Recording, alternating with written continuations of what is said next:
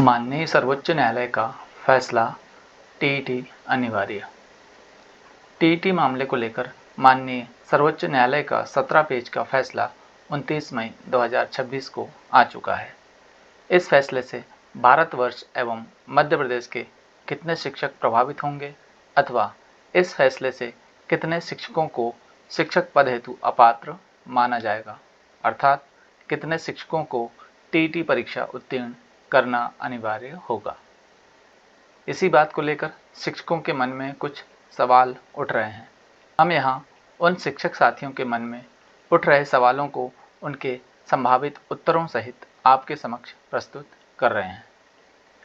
यह सवाल और इनके संभावित उत्तर माननीय सर्वोच्च न्यायालय के 29 मई 2026 को दिए गए फैसले के आधार पर विभिन्न सोशल मीडिया चैनलों व टीवी डिबेट्स में सुप्रीम कोर्ट के अधिवक्ताओं, विधि विशेषज्ञों, शिक्षाविदों, शिक्षक संगठनों के नेताओं, वरिष्ठ पत्रकारों, राज्यों के वरिष्ठ अधिकारियों द्वारा पत्रकारों को दिए गए इंटरव्यू और विभिन्न समाचार पत्रों में छपे लेखों के आधार पर बनाए गए हैं। उक्त प्रश्न एवं उत्तर सभी शिक्षकों पर लागू नहीं होते, किंतु अधिकांश शिक्षकों के मन में इन सवालों में से कई प्रश्न लागू होते हैं एवं उनके उत्तर पाकर शिक्षक बंधु अपनी आगामी रणनीति पर जुट सकते हैं। जी हाँ साथियों, नमस्कार। आप देख रहे हैं राजविका एकेडमी। इस चैनल पर टीईटी, सीटीईटी और अन्य सभी शिक्षक भर्ती एवं पात्रता परीक्षा संबंधी प्रतियोगी परीक्षाओं की तैयारी कराई जाती है। यदि आप हमारे चैनल पर नए हैं तो हमारे चैनल को सब्सक्राइब करें, और यदि आप पूर्व से ही हमारे चैनल से जुड़े हुए हैं तो बने रहें हमारे साथ टीईटी संबंधी वीडियोस देखने के लिए। साथियों, माननीय सुप्रीम कोर्ट का जो 29 मई 2026 का 17 पेज का निर्णय आया है, उस पर सभी शिक्षकों के मन में बहुत सारे सवाल उठ रहे हैं। इन सवालों में से कुछ प्रश्न हमने यहाँ लिए हैं। हम इन प्रश्नों को देख लेते हैं। इस फैसले से मध्य प्रदेश के किन किन शिक्षकों को टीईटी परीक्षा उत्तीर्ण करनी होगी। साथियों, मध्य प्रदेश में इस फैसले का प्रभाव मुख्य रूप से उन शिक्षकों पर पड़ सकता है जो आरटी एक्ट 2009 लागू होने से पहले नियुक्त हुए थे और अभी भी सेवा में हैं। सुप्रीम कोर्ट ने स्पष्ट किया है कि ऐसे कार्यरत या इन सर्विस शिक्षक जिनकी सेवानिवृत्ति में 5 वर्ष से अधिक का समय शेष है, उन्हें निर्धारित समय सीमा तक टीईटी उत्तीर्ण करना अनिवार्य होगा। अब साथियों, मध्य प्रदेश के साथ साथ अन्य राज्यों और सरकार के अंतर्गत कार्यरत शिक्षकों के मन में भी कुछ सवाल हैं। उनमें से किन शिक्षकों को टीईटी पास करना पड़ सकता है, इसका संभावित उत्तर भी वैसे ही है जैसे मध्य प्रदेश के शिक्षकों के लिए है।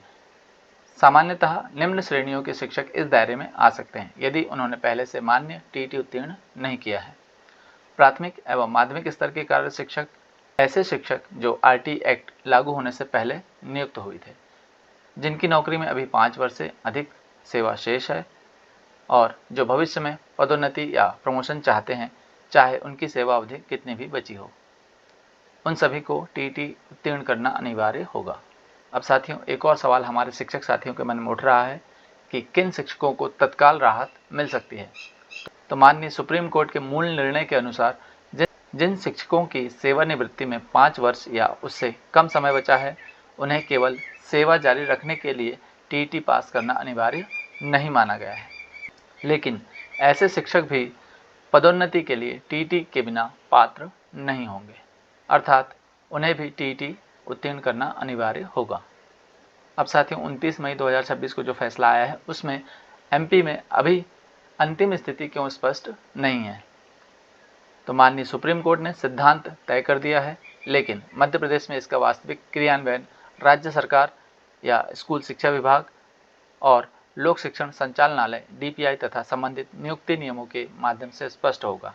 संभव है कि राज्य सरकार आगे विस्तृत दिशा निर्देश जारी करे कि किन संवर्गों पर यह आदेश लागू होगा, कौन सा टीईटी मान्य होगा, एमपी टीईटी या सीटीईटी इत्यादि। सवाल यह है कि सेवा पुस्तिका एवं पदोन्नति में इसका पालन कैसे होगा।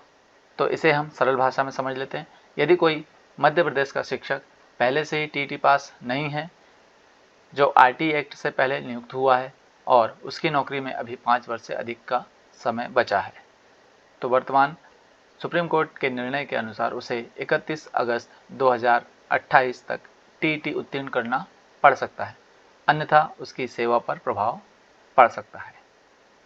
यदि पूरे मध्य प्रदेश के संदर्भ में बात करें तो वर्तमान स्थिति के अनुसार यह आदेश मुख्य रूप से स्कूल शिक्षा विभाग और जनजातीय कार्य विभाग में उन कार्यरत शिक्षकों पर लागू माना जा रहा है जो आरटी एक्ट 2009 लागू होने से पहले नियुक्त हुए थे और जिनकी सेवानिवृत्ति में 5 वर्ष से अधिक का समय शेष है। व्यावहारिक रूप से देखें तो मध्य प्रदेश में निम्न संवर्ग सबसे अधिक प्रभावित माने जा रहे हैं। इनमें अध्यापक संवर्ग के शिक्षक, संविदा शिक्षक जो बाद में नियमित या संविलियन व्यवस्था में राज्य शिक्षा सेवा में नियुक्त हुए हैं, जिनमें प्राथमिक शिक्षक, माध्यमिक शिक्षक शामिल हैं। फिर जनजातीय विभाग के प्राथमिक एवं माध्यमिक शिक्षक, ऐसे अन्य कार्यरत शिक्षक जिनकी नियुक्ति टीईटी अनिवार्य होने से पहले हुई थी और जिन्होंने अभी तक मान्य टीईटी उत्तीर्ण नहीं किया है, वे सभी इसके अंतर्गत आ सकते हैं। अब साथियों, उच्च माध्यमिक शिक्षकों या वर्ग 1 के शिक्षकों की स्थिति क्या है, यही सबसे अधिक भ्रम है। माननीय सुप्रीम कोर्ट का निर्णय मूल रूप से आरटी एक्ट के अंतर्गत आने वाले स्कूल शिक्षकों और टीईटी योग्यता से संबंधित है। आरटीई का सीधा दायरा सामान्यतः कक्षा 1 से 8 तक की स्कूली शिक्षा से जुड़ा माना जाता है।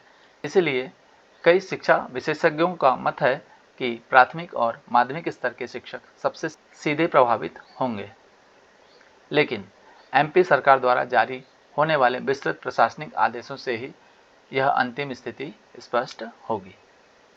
अब साथियों, एक और सवाल हमारे मन में उठता है कि मध्य प्रदेश में लगभग कितने शिक्षक प्रभावित हो सकते हैं। विभिन्न मीडिया रिपोर्टों के अनुसार लगभग 1 लाख से अधिक शिक्षकों पर सीधा प्रभाव पड़ सकता है। कुछ शिक्षक संगठनों और राजनीतिक बयानों में यह संख्या 2 लाख से भी अधिक बताई गई है। अब अभी सबसे महत्वपूर्ण बात क्या है, माननीय सुप्रीम कोर्ट ने सिद्धांत तय कर दिया है, लेकिन मध्य प्रदेश में अंतिम प्रशासनिक क्रियान्वयन के लिए डीपीआई, स्कूल शिक्षा विभाग और जनजातीय कार्य विभाग के विस्तृत आदेश महत्वपूर्ण होंगे। इन आदेशों में यह स्पष्ट किया जा सकता है कि कौन कौन से संवर्ग शामिल होंगे, कौन सा टीटी मान्य होगा, पदोन्नति पर नियम कैसे लागू होंगे और किन शिक्षकों को इससे छूट मिल सकती है।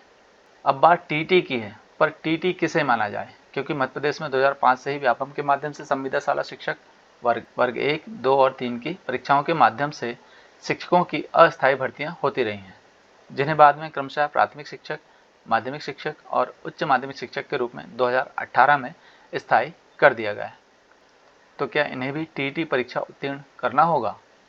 इस पूरे विवाद का सबसे महत्वपूर्ण और कानूनी प्रश्न यही है। अब साथियों, विभिन्न रिपोर्टों के आधार पर इसका संभावित उत्तर यह हो सकता है कि मध्य प्रदेश में 2005 से संविदा शाला शिक्षक वर्ग 1, 2 और 3 की भर्ती Madhya Pradesh professional examination board, जिसे हम व्यापम भी कहते थे, की प्रतियोगी परीक्षा के माध्यम से हुई थी। वह सामान्य भर्ती नहीं थी।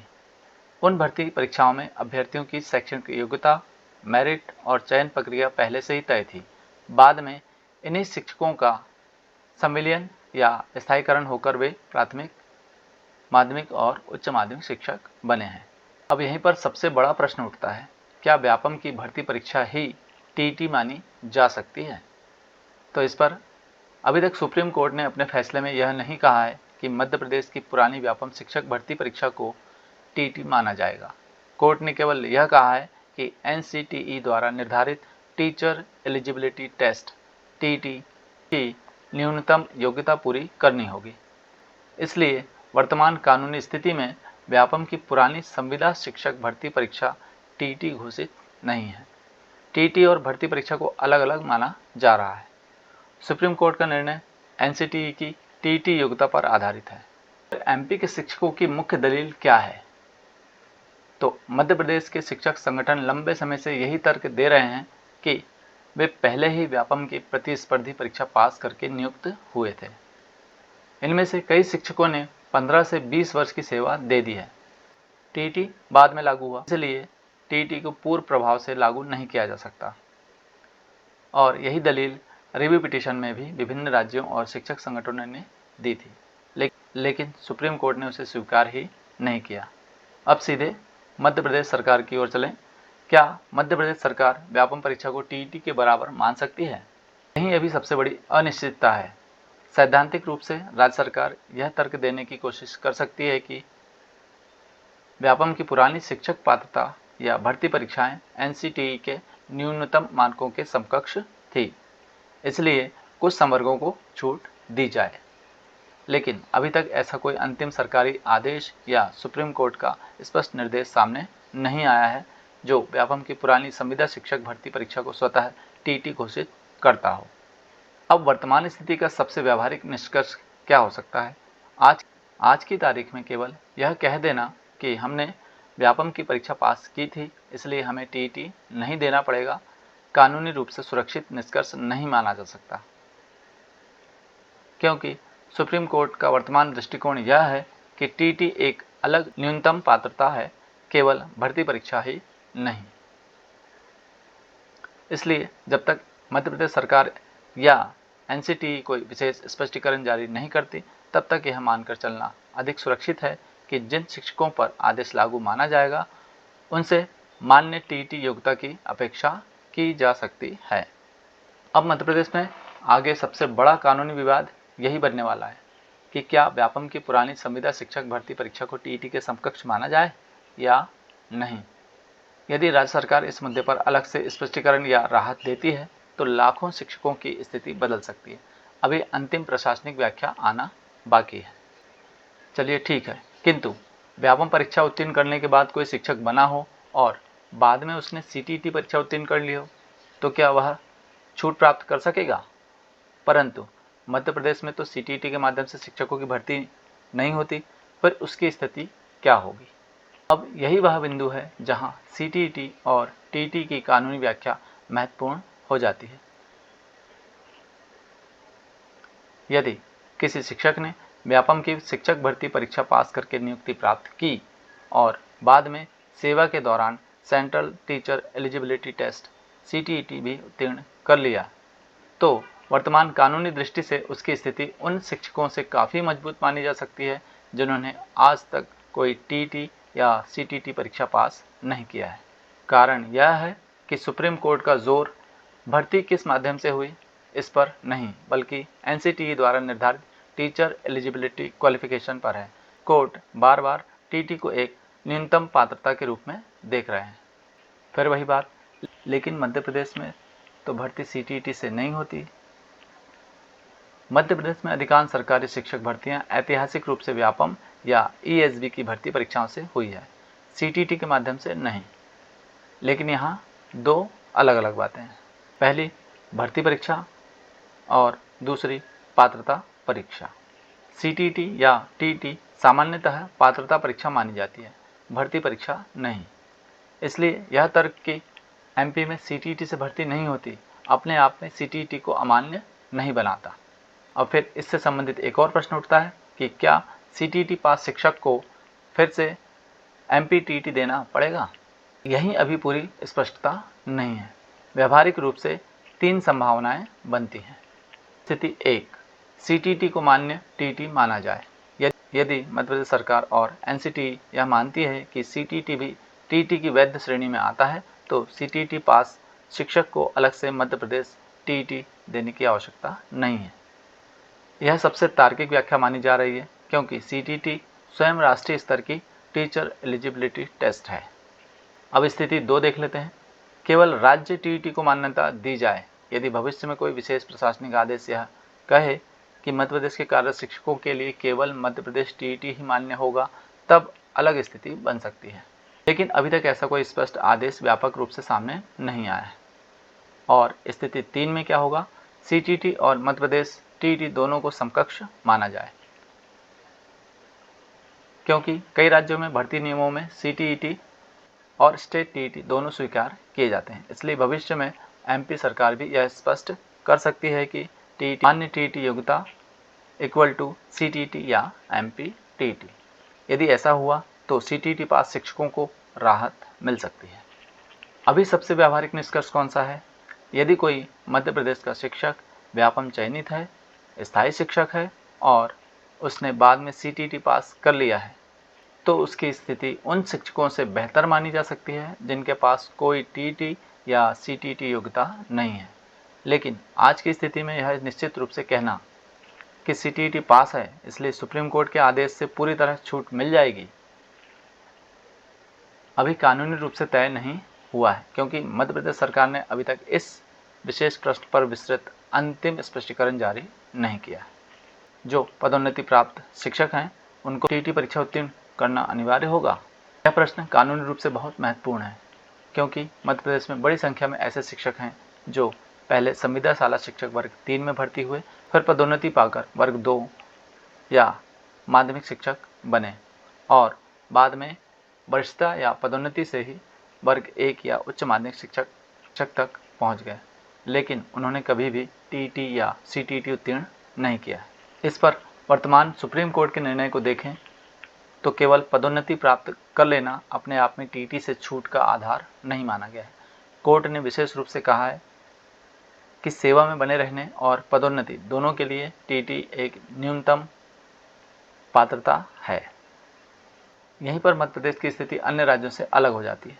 यदि कोई शिक्षक मूल रूप से कक्षा 1 से 8 से संबंधित संवर्ग पूर्व वर्ग 2 या 3 में भर्ती हुआ था और बाद में पदोन्नति पाकर वर्ग 1 में चला गया, तो प्रश्न यह उठता है कि उसकी वर्तमान स्थिति देखी जाएगी या उसकी मूल नियुक्ति। माननीय सुप्रीम कोर्ट के फैसले में इस प्रकार के एमपी विशिष्ट पदोन्नति मामलों पर कोई अलग से स्पष्ट पैराग्राफ नहीं है। कोर्ट ने व्यापक रूप से इन सर्विस टीचर्स और टीचर्स सीकिंग प्रमोशन शब्दों का उपयोग किया है। अब बात आती है वर्ग 1 जो पदोन्नति प्राप्त शिक्षक हैं उनकी स्थिति। उनके लिए यहाँ पर दो अलग अलग व्याख्याएं संभव हैं। व्याख्या 1 में मूल नियुक्ति के आधार पर यदि सरकार यह माने कि शिक्षक की मूल नियुक्ति वर्ग 2 या वर्ग 3 में हुई थी और वह टीईटी के दायरे वाले संवर्ग में आया है, तो पदोन्नति के बाद भी उनसे टीईटी मांगा जा सकता है। यह व्याख्या वर्तमान में सुप्रीम कोर्ट के निर्णय की भावना के अधिक निकट दिखाई देती है। अब इसी प्रश्न पर व्याख्या 2 वर्तमान पद के आधार पर यदि कोई शिक्षक अब उच्च माध्यमिक शिक्षक वर्ग 1 में है और मुख्यतः कक्षा 9 से 12 पढ़ाता है, तो यह तर्क दिया जा सकता है कि आरटी एक्ट और एनसीटीई का टीईटी का जो ढांचा है वह मूल रूप से कक्षा 1 से 8 के लिए बनाया गया था, इसलिए उन्हें इस पर छूट प्राप्त हो सकती है। अब व्यावहारिक खतरा किसे सबसे अधिक है? वर्तमान डीपीआई चर्चाओं और मीडिया रिपोर्टों के अनुसार सबसे अधिक फोकस प्राथमिक शिक्षक, माध्यमिक शिक्षक, जिन्हें हम पूर्व में वर्ग 3 और वर्ग 2 के संवर्ग के नाम से जानते हैं, पर दिखाई देता है। लेकिन इसका अर्थ यह नहीं है कि पदोन्नति प्राप्त वर्ग 1 शिक्षक स्वतः सुरक्षित घोषित हो गए हैं। वर्तमान स्थिति का सबसे संतुलित निष्कर्ष, यदि कोई शिक्षक कभी टीईटी या सीटीईटी पास नहीं है, मूल रूप से वर्ग 3 या वर्ग 2 से आया है, बाद में पदोन्नत होकर वर्ग 1 बन गया है, तो आज की तारीख में यह निश्चित रूप से नहीं कहा जा सकता कि उसे टीईटी से छूट मिल जाएगी। साथ ही यह भी निश्चित रूप से नहीं कहा जा सकता कि सभी पदोन्नति प्राप्त वर्ग 1 शिक्षकों को अनिवार्य रूप से टीईटी ही देना पड़ेगा, क्योंकि इस विशेष श्रेणी के संबंध में मध्य प्रदेश सरकार, डीपीआई, एनसीटीई या भविष्य की न्यायिक व्याख्या अभी निर्णायक रूप से सामने नहीं आई है। इस विश्लेषण में आने वाले समय में मध्य प्रदेश में सबसे बड़ा प्रशासनिक और कानूनी विवाद इन्हीं पदोन्नति प्राप्त शिक्षकों को लेकर हो सकता है। यदि सरकार मूल नियुक्ति वर्ग 2 और 3 को आधार मानती है, तो वर्ग 1 तक पदोन्नत हो चुके कई शिक्षकों से भी टीईटी मांगा जा सकता है। लेकिन यदि वर्तमान संवर्ग और पढ़ाई जाने वाली कक्षाओं को आधार बनाया गया, तो कुछ श्रेणियों को राहत मिल सकती है। इसके लिए अभी अंतिम सरकारी स्पष्टीकरण का इंतजार करना होगा। यही स्थिति उन शिक्षकों के साथ भी है जो पूर्व में टीईटी उत्तीर्ण हो चुके हैं अथवा नहीं है, पर 2024 में उच्च पद प्रभार में अगले क्रम में कार्य कर रहे हैं। तो क्या वह छूट प्राप्त कर सकते हैं? जैसे कोई शिक्षक 2005 से 2009 तक आयोजित व्यापम या एमपीटीईटी उत्तीर्ण कर वर्ग 2 में भर्ती हुआ है और अब उच्च पद प्रभार मिलने पर उच्च माध्यमिक शिक्षक के रूप में कार्यरत है। तो क्या वह भी टीईटी के दायरे में आ सकता है? साथियों, यह जो उदाहरण दिया गया है वह मध्य प्रदेश के हजारों शिक्षकों की वास्तविक स्थिति से जुड़ा हुआ है। सन 2005 से 2009 के बीच हुई व्यापम की परीक्षा पास कर संविदा शाला शिक्षक वर्ग 2 में भर्ती हुए, बाद में स्थायीकरण हुआ। फिर 2024 में उच्च पद प्रभार या पदोन्नति के आधार पर उच्च माध्यमिक शिक्षक वर्ग 1 में कार्य कर रहे हैं, लेकिन अलग से सीटीटी या टीटी कभी उत्तीर्ण नहीं किया। ऐसे मामलों में अभी सबसे महत्वपूर्ण बात यह है कि सुप्रीम कोर्ट ने अपने फैसले में उच्च पद प्रभार और पदोन्नति प्राप्त शिक्षक वर्ग 1 के लिए कोई अलग स्पष्ट विशेष छूट नहीं दी है। कोर्ट ने सामान्य रूप से कहा है कि टीटी सेवा में बने रहने और पदोन्नति के लिए आवश्यक न्यूनतम पात्रता है।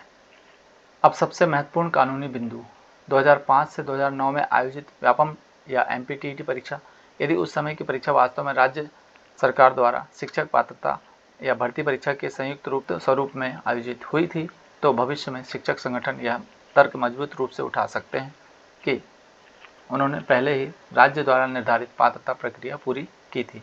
लेकिन वर्तमान सुप्रीम कोर्ट के निर्णय एनसीटीई द्वारा मान्यता प्राप्त टीटी योग्यता पर आधारित है, इसलिए अभी यह स्वतः सिद्ध नहीं किया जा सकता कि पुरानी व्यापम परीक्षा वर्तमान टीटी के बराबर होगी। अब साथियों, शिक्षकों के मन में अंतिम और सबसे बड़ा प्रश्न जो उठने वाला है वह यह है कि क्या सीटीटी को इस आदेश के पालन हेतु मान्य टीटी माना जाएगा। व्यवहारिक और कानूनी दृष्टि से इसका उत्तर हाँ होने की संभावना अधिक दिखाई देती है, क्योंकि सीटीटी स्वयं एनसीटीई द्वारा मान्यता प्राप्त राष्ट्रीय टीचर एलिजिबिलिटी टेस्ट है। माननीय सुप्रीम कोर्ट के निर्णयों में भी सामान्यतः टीटी न्यूनतम पात्रता के रूप में देखा गया है, न कि केवल किसी विशेष राज्य की परीक्षा के रूप में। इसलिए यदि कोई शिक्षक पहले से ही टीटी या सीटीटी उत्तीर्ण है तो उसके बारे में यह तर्क देना अपेक्षाकृत कठिन होगा कि वह टीटी अर्हता विहीन है। फिर भी मध्य प्रदेश के संदर्भ में एक तकनीकी प्रश्न शेष रह जाता है। सीटीटी किस स्तर का है, पेपर फर्स्ट या पेपर सेकंड? इसके बाद शिक्षक का वर्तमान संवर्ग क्या है और राज्य सरकार अपने अनुपालन आदेश में सीटीटी तथा एमपीटीईटी को किस प्रकार स्वीकार करती है।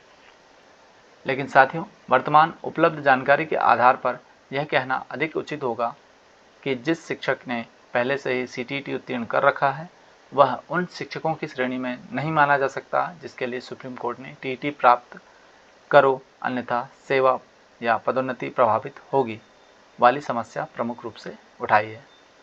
अर्थात सीटीटी उत्तीर्ण शिक्षक अभी सेफ जोन में है।